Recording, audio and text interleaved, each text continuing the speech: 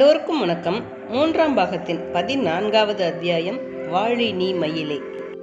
கடந்த பதிவில் புலிகேசி காஞ்சி மாநகரின் எல்லா பகுதிகளையும் சுற்றி பார்த்ததையும் கடைசியாக அவருக்கு பிரிவு உபசார விழா நடந்ததையும் பார்த்தோம். இப்போ 14வது அத்தியாயத்தை வாசிக்கலாம் வாங்க.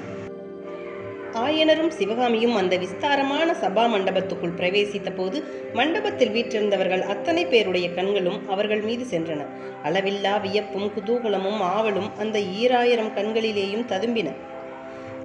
சபையில் அப்போது வீற்றிருந்தவர்களில் ஒரு சிலர் 1.5 வருஷத்துக்கு முன்னாலே அதே மண்டபத்தில் நடந்த சிவகாமியின் அரங்கேற்றத்தின் போது அங்கே பிரசன்னமாயிருந்தார்கள். மற்றும் அநேகர் அந்த அரங்கேற்றத்தை பற்றி கேள்வியுற்றவர்களாய் இருந்தார்கள். சிவகாமியின் அரங்கேற்றம் அதே மண்டபத்தில் நடந்து கொண்டிருந்த சமயத்திலேதான் முதலில் புலிகேசியின் படையெடுப்பை பற்றி செய்தி கிடைத்ததென்பதையும் அதனால் அரங்கேற்றம் தடைப்பட்டதென்பதையும் அவர்கள் எல்லோரும் நினைவு கூர்ந்தார்கள்.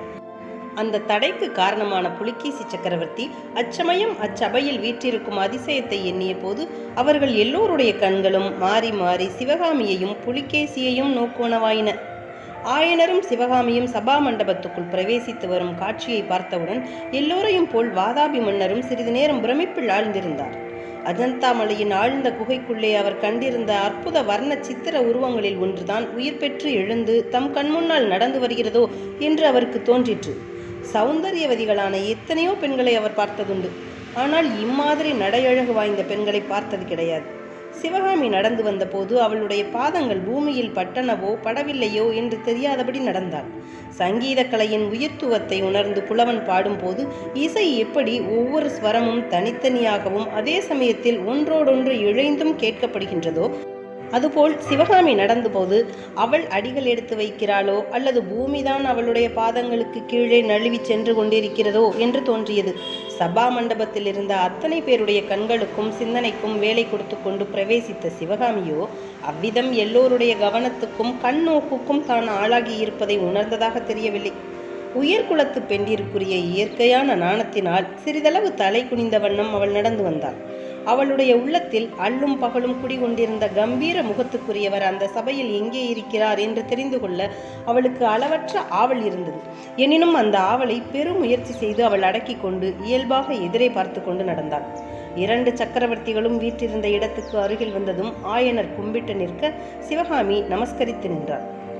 மகேந்திர பல்லவர், ஆயனரே, உமது புதல்வி சிவகாமியின் நாட்டிய கலைத்திறமையின் புகழானது நெடுந்தூரத்துக்கு நெடுந்தூரம் பரவி வாதாபி சக்கரவர்த்தியின் காது வரையில் எட்டியிருக்கிறது. இதோ இன்று நமது அருமை சிநேகிதராக வீற்றிருக்கும் சத்யாசிரய புலிகேசி மன்னர் சிவகாமியின் நடனத்தை பார்க்க விரும்புகிறார். அதற்காகவே உங்களை இவ்வளவு அவசரமாக கூட்டி வரச் செய்தேன். சிவகாமியினால் இப்போது உடனே நடனம் ஆட முடியுமா? உம்முடைய விருப்பம் என்ன என்று வினவிய போது ஆயனர், மகாபிரபு, தங்களுடைய கட்டளை எதுவோ அதுதான் என்னுடைய விருப்பம். சிவகாமிக்கு அவளுடைய கலைத்திறமையை காட்டுவதற்கு இதை காட்டிலும் சிறந்த சபையும் சந்தர்ப்பமும் எங்கே கிடைக்கப் போகிறது? 2 மாபெரும் சக்கரவர்த்திகளும் 2 சூரியர்களைப் போலவும் 2 தேவேந்திரர்களைப் போலவும் ஏக காலத்தில் குடியிருக்கிறீர்கள் என்று சொல்லிவிட்டு சிவகாமியை நோக்கினார். முதலில் மகேந்திர பல்லவர் பேசிய போது சிவகாமி சிறிது தலை நிமிர்ந்து அரைக்கண்ணால் வாதாபி சக்கரவர்த்தியை பார்த்தார். பிறகு அவளுடைய கண்கள் கட்டுக்காவல்களை உடைத்து கொண்டு 2 சக்கரவர்த்திகளின் சிம்மாசனங்களையும் சுற்றி சிறிது தூரத்துக்கு வட்டமிட்டன. ஆனால் அவை அடைந்தது ஏமாற்றம்தான். சிவகாமியின் கண்கள் தேடிய வீர சௌந்தரியவதனம் அங்கே தென்படவில்லை. ஆ, அவர் எங்கே? ஏன் சக்கரவர்த்திக்கு அருகில் அவர் காணப்படவில்லை என்று அவளுடைய உள்ளம் பதைபதைத்தது. சில கண நேரத்திற்குள் பற்பல எண்ணங்கள் மின்னலை போல் தோன்றி மறைந்தன. ஏதாவது அவருக்கு ஆபத்து நேர்ந்திருக்குமோ? இராது. அப்படி இருந்தால் மகேந்திர பல்லவர் இந்த வைபவத்தை நடத்துவாரா? மிக்க சந்தோஷம் ஆயனரே. அதோ வாத்திய கோஷ்டியும் ஆயத்தமாய் இருக்கிறது. உங்களுக்காகவே இந்த சபையை இவ்வளவு நேரம் வளர்த்தி கொண்டிருந்தோம் என்றார் மகேந்திர பல்லவர். சிவகாமி தான் நின்ற இடத்திலிருந்து நடன வட்டத்துக்கு போக திரும்பிய போது மீண்டும் அவளுடைய கண்கள் ஒரு முறை சுற்றி சுழன்றன. அப்போது அவளுடைய பார்வை தற்செயலாக புலிகேசியின் முகத்தில் விழுந்தது. வெறித்து நோக்கிய புலிகேசியின் கொடும் கண்களை சந்தித்த போது திடீரென்று வீசிய வாடைக்காற்றில் அடிபட்ட மல்லிகை கொடியைப் போல் அவளுடைய உள்ளம் உடம்பு எல்லாம் சில்லிட்டு நடுங்கின. இது ஒரு வினாடி நேரம்தான். அகாரணமாக தோன்றிய அந்த உணர்ச்சியை எப்படியோ சிவகாமி சமாளித்து கொண்டு நடன வட்டத்தை நோக்கி நடந்தாள். அப்போது என்னதென்று சொல்ல முடியாத அருவமான நிழல் போன்ற ஞாபகம் ஒன்று அவளை பின்தொடர்ந்து சென்றது. நடன வட்டத்தில் சென்று நின்றதும் சிவகாமி மேற்கூறிய நிழல் ஞாபகத்தை உதறி தள்ளிவிட்டு ஆட்டத்துக்கு ஆயத்தமானாள். அப்போது அவள் தன்னடக்கத்துக்கு பங்கமில்லாமல் அந்த மகாசபையின் நாலாபுறத்திலும் கண்ணை சுழற்றி பார்த்தல் சாத்தியமாயிருந்தது. மண்டபத்தின் மேல் மற்றும் மாடங்களிலே சக்கரவர்த்தினியும் மற்ற அந்தப்புறத்து மாதர்களும் வீற்றிருப்பது அவள் பார்வைக்கு புலனாயிற்று. முன்னொரு நாள் அதே மண்டபத்தில் நடன அரங்கேற்றத்தின் போது இன்று போலவே மாமல்லரை காணாமல் முதலில் தான் ஏமாற்றமடைந்ததும் பிற்பாடு அவர் தாய்மார்களுடன் மேல் மாடத்திலிருந்து பார்த்து கொண்டிருந்ததாக தெரியப்படுத்தியதும் நினைவு வந்தன. ஏதோ ஒரு மறைவான இடத்திலிருந்து தன்னுடைய நடனத்தை பார்த்து கொண்டிருப்பதாக அவளுக்கு தோன்றியது. இந்த எண்ணம் ஏற்பட்டதும் இதற்கு முன் அவளுக்கு ஏற்பட்டிருந்த ஏமாற்றம், சோர்வு, மனக்கலக்கம், நடுக்கம் எல்லாம் மாயமாய் மறைந்து போயின. நடனமும் உடனே ஆரம்பமாயிற்று. நடனம் ஆரம்பமாகி சிறிது நேரத்துக்கெல்லாம் அச்சபையில் இருந்தவர்கள் எல்லாம் இது ஒரு ராஜசபை என்பதையும் அதில் ஒரு பெண் நடனமாடுகிறாள் என்பதையும் மறந்தே போனார்கள். இந்த ஜட உலகத்தையே விட்டுவிட்டு அனைவரும் ஒரு புதிய ஆனந்த கனவுலகத்துக்கே போய்விட்டார்கள். நடனம் ஆரம்பமாகும் சமயத்தில் சிவகாமி தெளிந்த தன்னுணர்ச்சி பெற்றிருந்தாள். தன் வாழ்க்கையில் அது ஒரு முக்கியமான தினம் என்றும் அன்று தான் ஆடப்போகும் நடனம் தன் வாழ்க்கையில் ஒரு முக்கிய சம்பவம் என்றும் உணர்ந்திருந்தாள். கண்ணி சிவகாமியின் உள்ளத்தில் அலைமோதி கொண்டிருந்த இரு பேருணர்ச்சிகளில் ஒன்று மாமல்லர் மேல் கொண்ட காதல் என்பதையும் இன்னொன்று நடனக்கலை மீது அவளுக்கு இருந்த பிரேமை என்பதையும் முன்னமே பார்த்திருக்கிறோம். இப்போது இங்கே கூடியிருப்பது போன்ற ஒரு மகாசபை தனது கலைத்திறமையை காட்டுவதற்கு கிடைப்பது மிகவும் அரிது என்பதை ஆயனரை போல் அவளும் உணர்ந்திருந்தாள். அன்றியும் சிவகாமிக்கு தன்னுடைய கலைத்திறமை முழுவதையும் அந்த சபையில் காட்ட வேண்டும் என்ற ஊக்கம் ஏற்படுவதற்கு இன்னொரு முக்கிய காரணம் இருந்தது. மகேந்திர பல்லவர் மற்ற விஷயங்களில் எவ்வளவு கடின சித்தராயிருந்த போதிலும் கலைகளுக்கு மனமுருகக்கூடியவர். தன் கலைத்திறமையினால் அவருடைய நன்மதிப்பை கவர வேண்டும். தான் மாமல்லரை மணந்து கொள்வதற்கு அவர் தடை சொல்லாதபடி செய்ய வேண்டும். வைர நெஞ்சமுள்ள ஒரு மகா சக்கரவர்த்தியின் மனத்தை மாற்றி தன் விருப்பத்துக்கு இணங்கும்படி செய்வதற்கு தன்னிடம் உள்ள ஒரே ஆயுதம் நடனக்கலை அல்லவோ. எனவே அன்றைக்கு தன்னுடைய நடனம் பரதநாட்டியத்தின் சரித்திரத்திலேயே ஒரு அற்புத சம்பவமாயிருக்க வேண்டும் என்று சிவகாமி சங்கற்பம் செய்து கொண்டாள். ஆனால் இத்தகைய தன்னுணர்ச்சிகளை எல்லாம் சிவகாமி ஆட்டத்தை தொடங்கும் வரையிலேதான் இருந்தது. ஆட்டம் ஆரம்பமாயிற்றோ இல்லையோ, இத்தனை காலமும் சிவகாமியின் உள்ளத்தில் குமரிக்கொண்டிருந்த கலை உணர்ச்சியானது பொங்கி பெருகத் தொடங்கியது. சிவகாமி தான் என்னும் உணர்ச்சியற்று கலை வடிவமாகவே மாறிவிட்டாள். பின்னர் சிவகாமி நடனம் ஆடவில்லை, நடனக்கலையானது அவளை ஆட்கொண்டு ஆட்டிவித்தது. சிவகாமியின் உள்ளமானது நாட்டிய கலையின் அம்சங்களாகிற தாளங்களையும் ஜதிகளையும் அடைவுகளையும் தீர்மானங்களையும் பற்றி எண்ணவில்லை. அந்த தாளங்கள், ஜதிகள், அடைவுகள், தீர்மானங்கள் எல்லாம் அவையவை அந்தந்த இடத்தில் ஓடி வந்து சிவகாமிக்கு சேவை செய்தன. சிவகாமியின் உள்ளம் ஆனந்த வெளியிலே மிதந்து கொண்டிருந்தது.